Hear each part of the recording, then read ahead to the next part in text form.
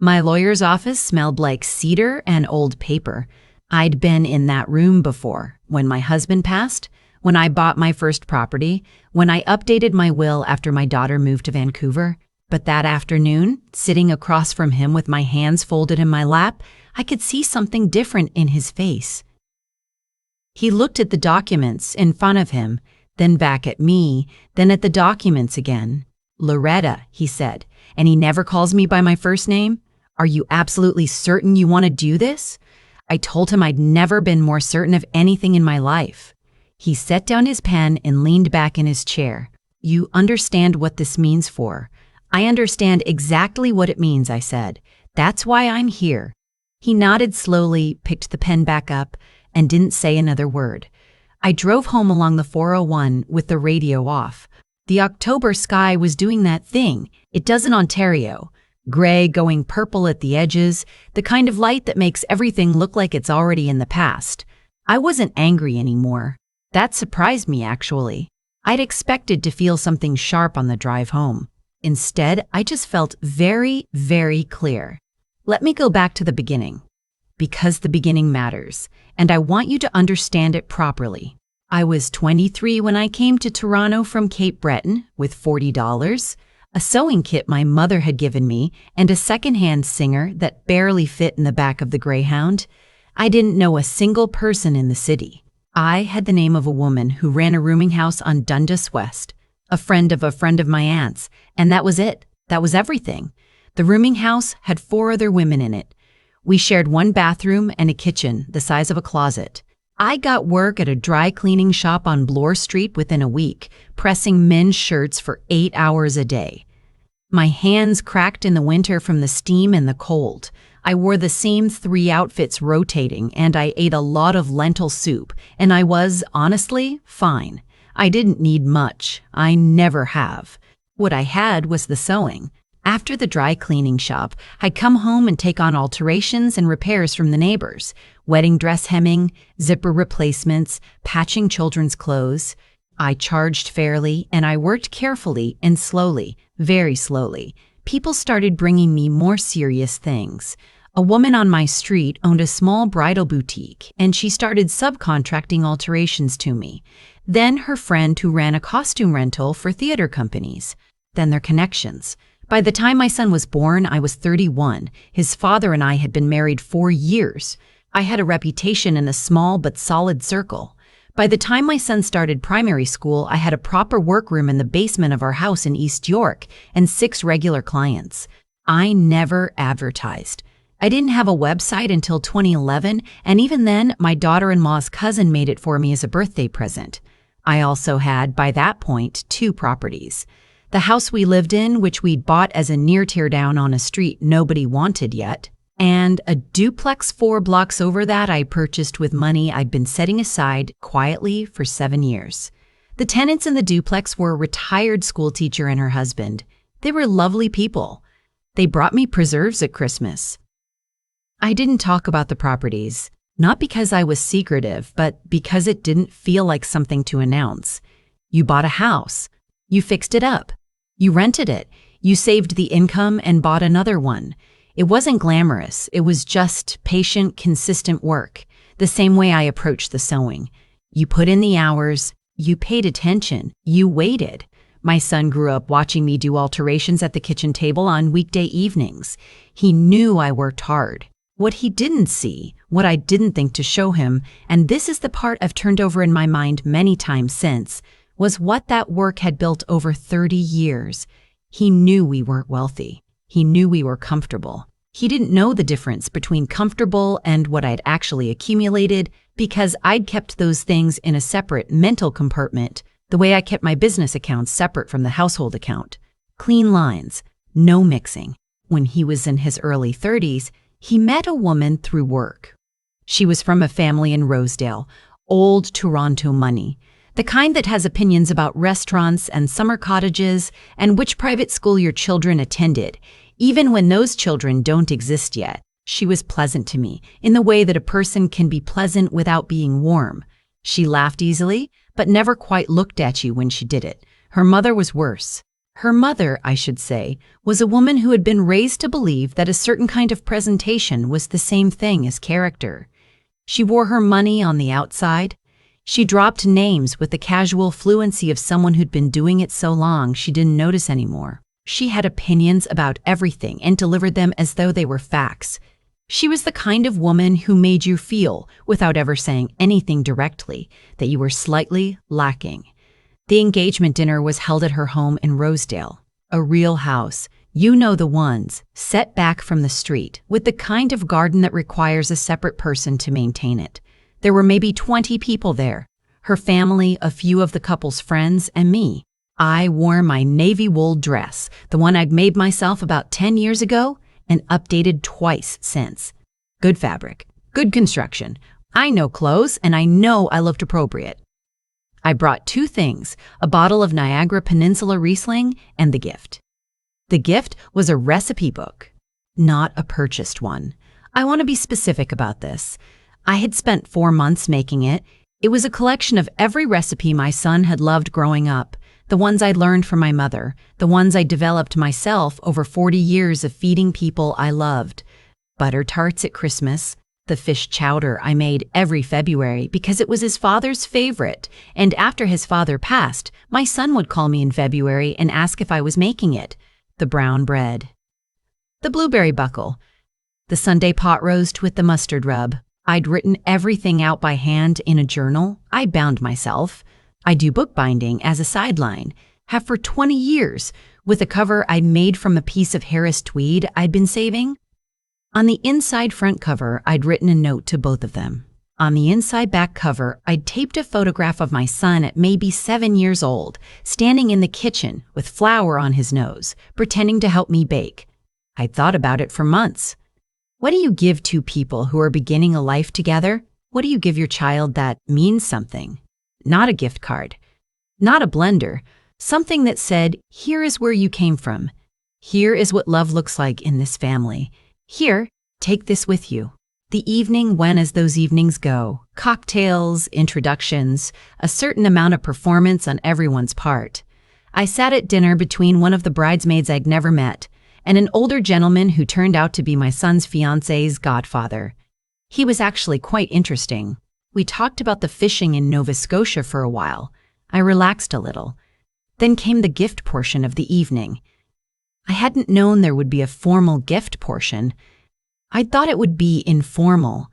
Here, this is for you, no occasion needed. But they brought everything to a side table and the fiancé's mother made a small ceremony of it, opened each one, showed the room. Fine. I understood the intention. When she got to mine, she unwrapped it slowly, looked at the cover, opened the first page. The room was quiet for a moment, and then she laughed. Not an uncertain laugh, a decided one, the kind that invites the room to join. She held it up slightly so the people nearest her could see. A recipe book, she said. How absolutely charming. A pause, just long enough to be architectural. I suppose everyone contributes what they can. Someone near her murmured something. She continued, tilting the book slightly toward my future daughter-in-law. It's very sweet, she said. Very homespun. And then, quietly enough that it could have been a private observation, but loudly enough that I heard it clearly, it's the kind of thing the help would give. The room did not go silent. That was the thing. People were still talking on the other side of the table. The godfather was reaching for his wine. The bridesmaids were looking at their phones under the table. The moment had a private quality, almost deniable. Maybe 4 people heard it clearly. My son was one of them. I looked at him. He was looking at his plate. I waited. He reached for his water glass. I put my napkin on the table and picked up my purse. I walked to the side table and I picked up my recipe book, the one I'd spent 4 months making, the one with my dead husband's favorite chowder in it, the one with the photograph of my 7-year-old boy with flour on his nose. I put it in my bag. Then I found the hostess, not her mother, the actual hostess, my son's fiancée, and I told her I had an early morning and thanked her for the evening. I did not make a scene. I am 64 years old and I have survived things that would flatten that woman like paper, and I do not make scenes. I drove home. I made tea. I sat at the kitchen table in the quiet, and I looked at my hands for a long time. He called the next morning. I let it ring. He called again that afternoon. I picked up. "Mum," he said. I waited. "She shouldn't have said that." "No," I agreed. "She shouldn't have said that." "No," I agreed. "I should have."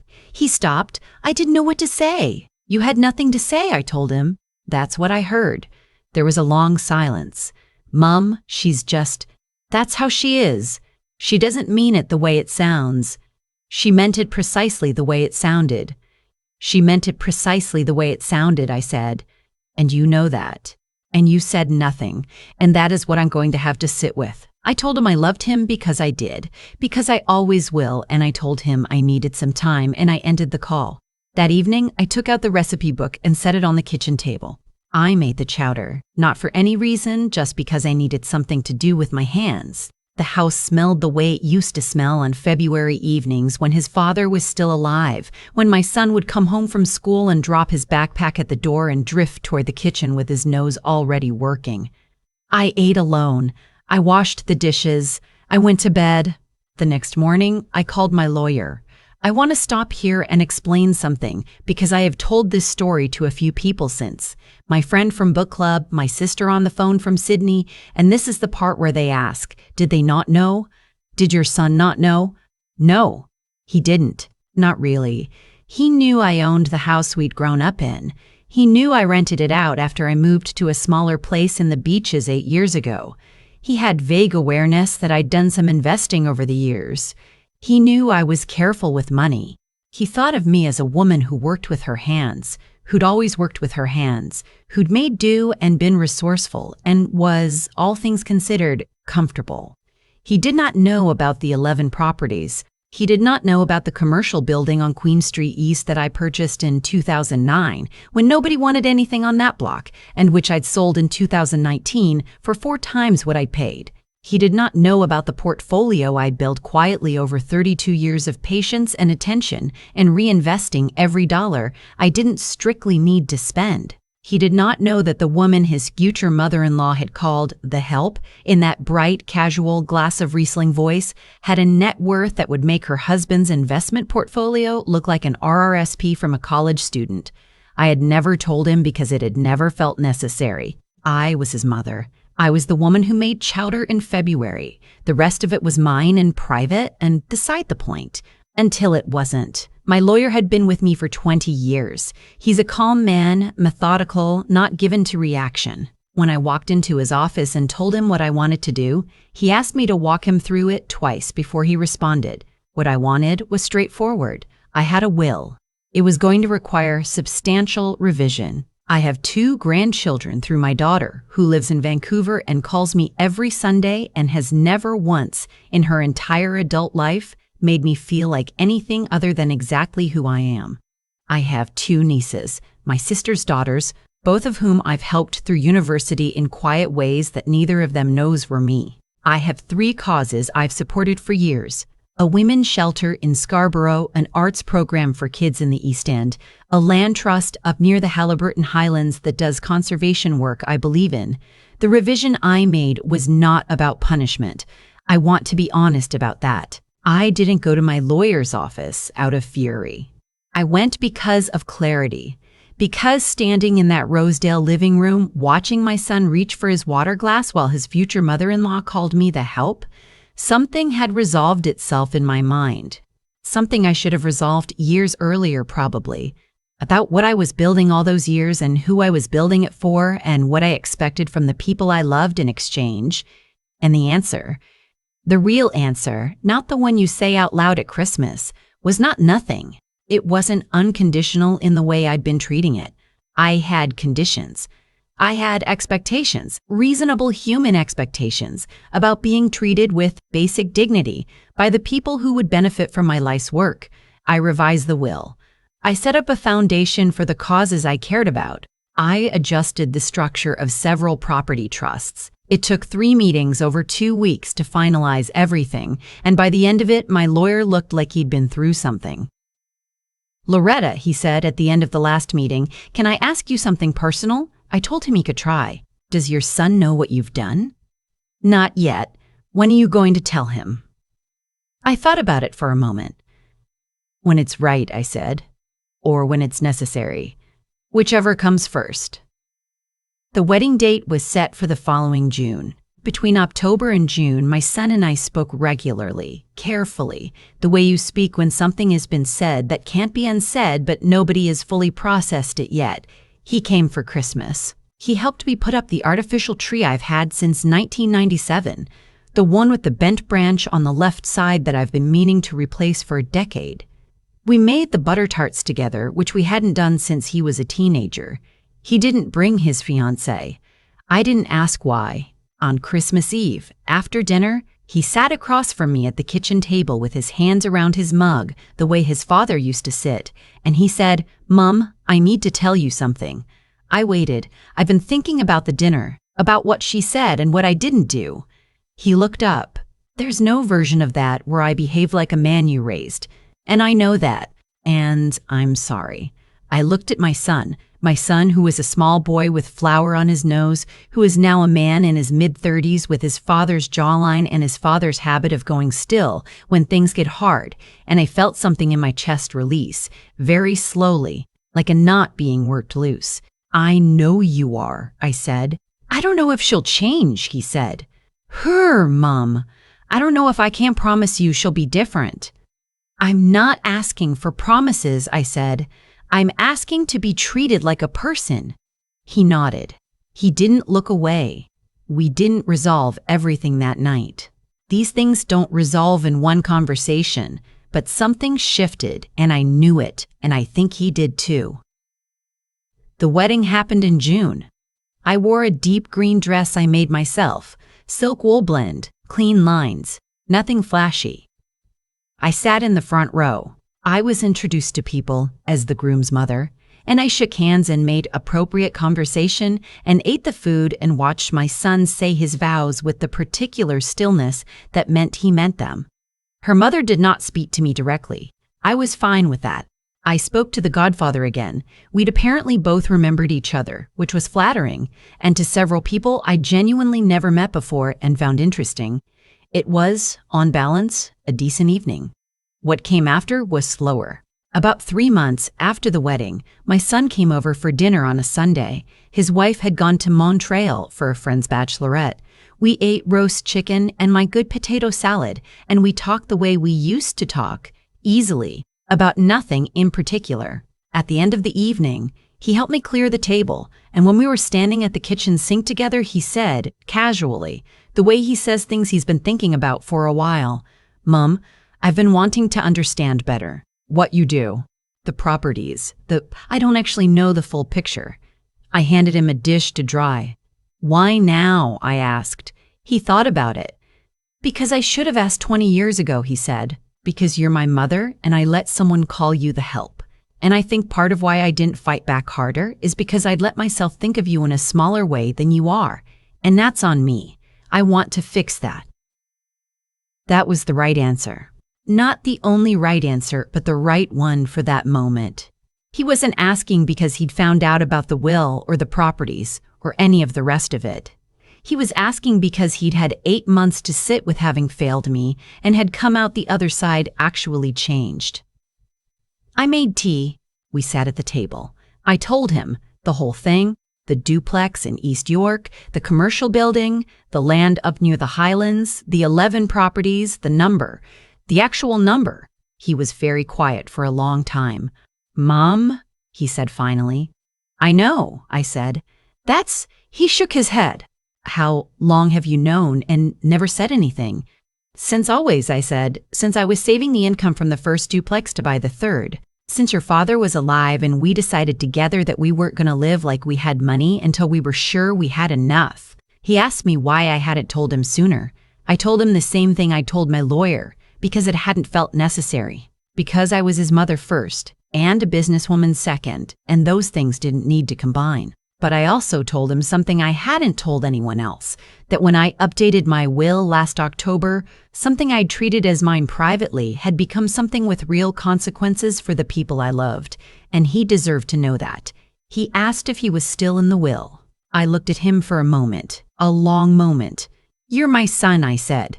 "That has never been in question." What was in question, I told him, was the structure. What I'd put in place to ensure that what I'd built over 32 years would go where I intended, to the causes I cared about.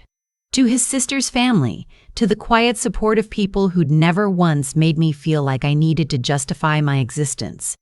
And yes, to him, but differently than I'd originally planned, and with conditions I hadn't had before, and overseen by a foundation that would outlast all of us.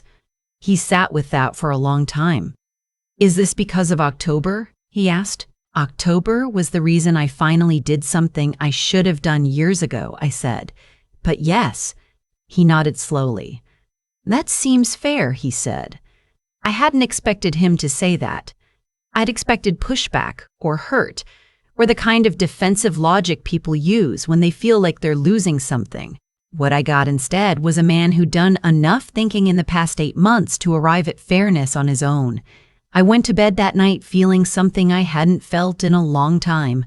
Not vindicated. That's not the right word. And I've never been interested in winning. Just settled.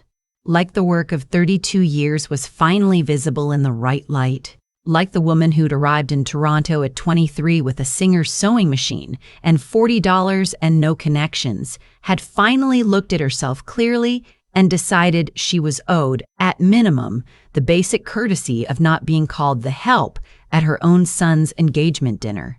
I still have the recipe book. It's in the kitchen on the shelf above the cookbooks. I use it. The chowder's good this year. I adjusted the seasoning a little, added more thyme. My son asked me for the recipe last February. He called on a Sunday, same as always. "Mum," he said, "is it the smoked haddock or the fresh?" "Both," I said. "That's the secret." He was quiet for a moment on the other end of the line. "Then, I'm going to make it this weekend. Can I bring some over?" "Yes," I said. "Come Sunday. Come for dinner." He came Sunday. He brought the chowder, and it was quite good, not quite right yet, but close. We ate it at the kitchen table with brown bread and butter, the October light coming through the window, the same gray going purple it always does this time of year. And I thought about the woman who'd called me the help and realized I hadn't thought about her in weeks. Maybe longer. Some things you carry and some things you set down. The trick, I found, is knowing which is which, and knowing that the setting down is a choice you make on your own timeline, when you're ready, not when anyone else decides you should be over it. I made the butter tarts for dessert. He ate 3 of them. "Still the best," he said. "I know," I said.